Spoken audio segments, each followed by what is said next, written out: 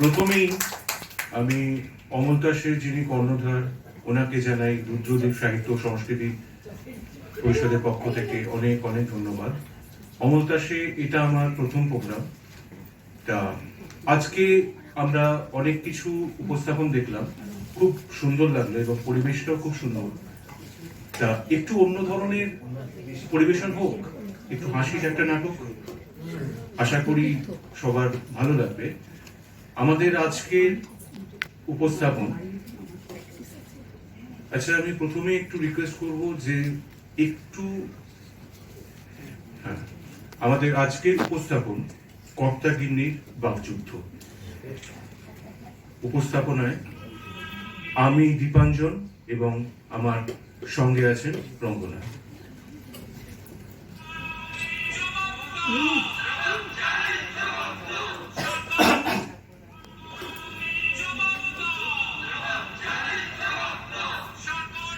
একটু যে জানলাটা খুলে রাখবো তার উপায় আছে? খালি মিছিল আর মিছিল। সরকার তুমি জবাব দাও। বলি সরকার কেন জবাব দেবে শুনি? সত্যিই তো, তোমার সামনে সরকারের নামে বলা কি চারটিখানি কথা নাকি? চালাকি পায়। কি ফুটকাটা হচ্ছে? বেশ, তুমি থাকো তোমার সংসার নিয়ে, আমি এই এই সংসার থেকে পদত্যাগ করলুম। তা এই নিয়ে কবার হলো শুনি? তার মানে? না না, সকালে পদত্যাগ আবার রাত্রে প্রত্যাহার, এ তোমার কাছে নতুন কিছু নয়, এরকমই তো চলছে। বেশ করব, 1000 বার করব। আমার সংসার থেকে আমি পদত্যাগ করি আর প্রত্যাহার করি, তাতে কার কি শুনি? আগে ব্যাপারটা বোঝো, এটা অনেক সোজা নয়। আগে নোটিশ দিতে হবে।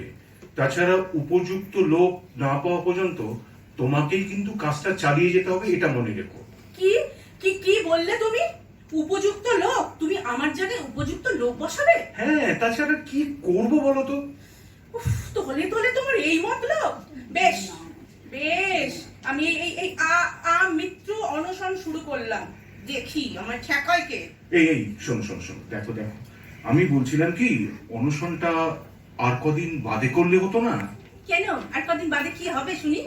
না না, মানে আমি বলতে চাইছি যে দেখো, মাসের শেষ তো, ধরো একটা অনুষ্ঠান করতে কত কি লাগে বলো তো? তাতে কি? প্যান্ডেল লাগে, মাইক লাগে, ফুলের মালা, ফলের রস, এসব জোগাড় করতে করতে আমার লাইফটা একদম লোডশেডিং হয়ে যাবে গো, সেটা একটু বোঝো।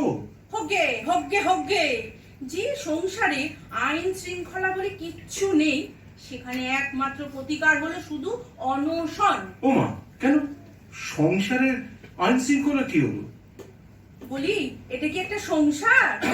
এই যে আমি এত দিন ধরে তোমার সংসার করছি, তুমি তুমি কি করেছো আমার জন্য? হ্যাঁ কেন সংসার করছি তোমার সাথে, তোমাকে বিয়ে করেছি। হ্যাঁ, এটা কি কিছু করা নাকি?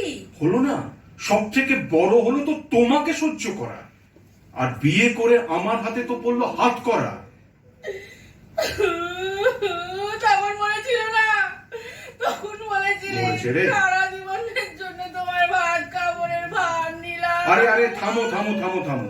হ্যাঁ, মনে তো আমার ঠিকই ছিল, শুধু ভাত আর কাপড়ের ভাত তো আমি নিয়েছি, মানছি সেটা, কিন্তু তাই বলে মাছ, মাংস, ডিম, আবার কাপড়ের সাথে পেটিকোট, ব্লাউজ, মিডি, ম্যাক্সি, এসবের ভাত তো আমি নিইনি বাবা। ঠিক আছে ঠিক আছে, খুব হয়েছে। সংসারে তো কিচ্ছু তুমি দেখো না। এদিকে ছেলেটা যে একবারে বকে গেল, সেদিকে তোমার নজর আছে? কেন, খোকার আবার কি হলো? কি হলো? ঘুমের ঘরে দিয়া সাতরা বলে চেঁচাচ্ছে, সেদিকে দেখেছো? দিয়া সাতরা? এটা আবার কি গো? ছেলে তোমার প্রেম করছে গো, বুঝতে পারছো না? ধরে গাঁটটা মারতে পারো না? সারাদিন তো ঘরে বসেই থাকো। সেই তো, তুমি কি করো? তোমার লজ্জা করে না বলতে? লজ্জা? বাবা বাবা, লজ্জা, ঘৃণা, ভয়, তোমাকে বিয়ে করে এই তিনকেই আমি করেছি জয়। মুখ পড়া মিংসের কথা শুনলে না হাড় পিত্তি চলে যায় একেবারে। এই রে, এদিকে এই মিনসের মুখ পোড়াতে গিয়ে তোমার ভাত যে একদম পুরো ছাই হয়ে গেল গো, সেদিকে কোনো খেয়াল আছে? বলি এই আতপ চালের পিন্ডিগুলো তোমাকে রোজ কি আনতে বলে শুনি? হ্যাঁ, তো আমি কি করব? রেশনের মূল্য তালিকায় দেখলুম সেদ্ধ চাল কাটা, ময়দা কাটা, সুজি সোজা সুজি কাটা, সেদ্ধ চাল ফুরিয়ে গেছে, তাই তো আতপ চাল গো। তা বলি ফুরিয়ে যায় কেন? অভ্যেস করিয়ে দিচ্ছে, বুঝতে পারছো না? যাতে বিধবা হলে যাতে অসুবিধাটা না হয়। এই বিয়ে আর চালানোর কথা শুনলে কাঁপুনি আমার চলে যায়। আরে সরকার যদি না দেয় তো আমরা পাবো কোথায় বলো তো? বলি সরকার কেন দেবে শুনি? নিজের হিম্মত নেই? তুমি না পুরুষ মানুষ? হ্যাঁ, নিশ্চয়ই। লজ্জা করে না তোমার সরকারের কাছে হাত পাততে? ছি! ও মা, লজ্জার কি আছে? সরকার যদি দিত তাহলে নিশ্চয়ই আনতুম। সরকার কেন দেবে? হ্যাঁ, কেন দেবে তোমাকে? সরকার তোমার বাড়িতে কোনোদিন একবেলা পাত পাততে এসেছে? অদ্ভুত ব্যাপার। আহা, সরকারই তো আমাদের প্রথম এবং প্রধান ভরসা গো, এটা বোঝো। তে এতই যদি বোঝো তাহলে কথায় কথায় সরকারের নামে দোষ দাও কেন? হ্যাঁ, ছেড়েছে। আচ্ছা, এই সরকার যদি কোনো দোষ করে তাহলে কি কিছু বলতে পারবো না নাকি? না, বলবে না। বলি সরকার যদি এতই খারাপ তাহলে সরকার বাড়ির মেয়েকে বিয়ে করতে কেন গেলে গো? কাম ছাড়ছে। তুমি যে কি বলতে কি বোঝো, একটু বোঝো। থাক থাক, তোমাকে আর আমায় বোঝাতে হবে না। আরে বাবা, শোনো শোনো শোনো, এই সরকার সে সরকার নয়। দূর, শাক দিয়ে মাছ ঢাকা যায়? তুমি সেটা কি জানো? শাক দিয়ে কখনো মাছ ঢাকা যায় না, ভুলে যেও না। আমিও শ্যামবাজারের সরকার বাড়ির মেয়ে, প্রীতম সরকারের মেয়ে সে তো হারে হারে সুভাষিনী। বুঝছি, সে তো তোমার সুন্দর মুখের কথা শুনেই বুঝতে পারছি তুমি সত্যি সুহাসিনী। কি সুন্দর তোমার মুখের ভাষা। এই দেখো দেখো, আমি শেষবারের মতো বলে দিচ্ছি, ফের যদি তুমি আমার বাপের বাড়ির নামে দোষ দিয়েছো তো আমি এই চিলেকোঠা থেকেই গলায় দড়ি দিয়ে ঝুলে পড়বো। ভগবান কি আমার দিকে মুখ তুলে চাইবেন? আবার সেই ডিপির করে কি বলা সৌভাগ্য হচ্ছে? কি হ্যাঁ, কোনোদিন আমার হবে? ডিপির করে কি সব বলছে? না কি না না বলছো? না না না না, কিছু না। মানে ওই আমি বলছিলাম কি, মানে তুমি বাড়িওয়ালার পারমিশন নিয়েছো? কেন, এখানে আমার পারমিশনের কি হলো? না না না না, মানে এই ওই গতরে যদি একবার ঝুলে পড়ো, বাড়ি শুদ্ধ হুড়মুড় করে তো একদম গুজরাটের ভূমিকম্পের মতো ভেঙে পড়বে গো। ও তাই? ঠিক আছে ঠিক আছে, আমি বরং তাহলে ওই রেল লাইনেই গলা দেবো।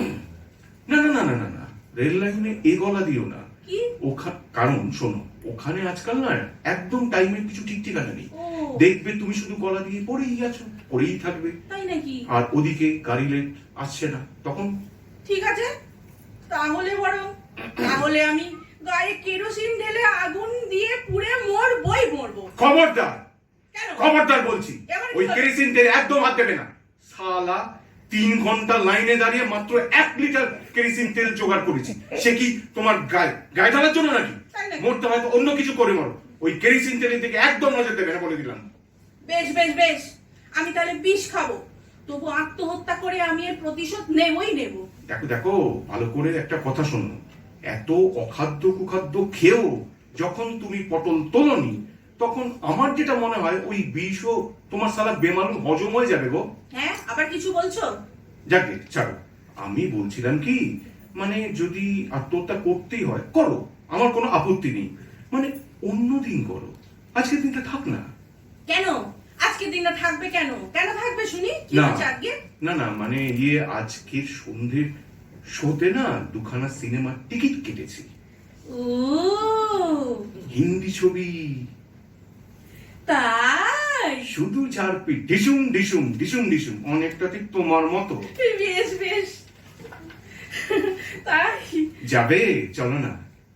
তাহলে না আজকের দিনটা মরাটা ক্যান্সেল করে দিব না? হ্যাঁ, সেটাই তো বলছি, আজকে ছেড়ে দেবো। কাল কিন্তু আমি আত্মহত্যা করবই কবে যে করব। করবে সেটাই ভাবি। বেশ তো, করো না, তুমি কাল করো। কাল কিন্তু তুমি আমাকে বারণ করতে পারবে না, বলে দিলাম। না না না না না না, কোনো প্রশ্নই ওঠে না। আরে আমি নিজে কথা দিলাম একদম। ঠিক? হ্যাঁ হ্যাঁ হ্যাঁ, কাল আমি নিজে পুরুষ হয়ে বলছি, আমি নিজে তোমাকে নিজে হাতে বিষ এনে দেবো, আত্মহত্যা করো। এখন সিনেমায় চলো না গো। চলো চলো না গো। চলো তাড়াতাড়ি চলো। হ্যাঁ, আমি চলো, পারছি চলো, না। চলো। নমস্কার, শেষ হলো আমাদের হাসির নাটক কর্তাগিনীর বাগদত্তা।